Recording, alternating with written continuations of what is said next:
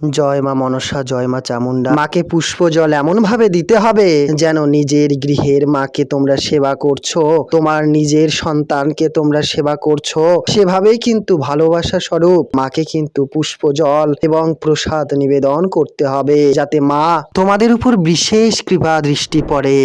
মা কিন্তু আদ্যা শক্তি, মহামায়া। মায়ের শক্তি বলে বোঝানো কঠিন। মাকে কেউ কোনোদিন ফুল ছুঁড়ে ফেলে দেবে না, এতে করে কিন্তু মিলবে চরম দুর্ভাগ্য এবং মায়ের কোপ থেকে কিন্তু তোমাদের বাঁচা দুর্দায় হয়ে উঠবে।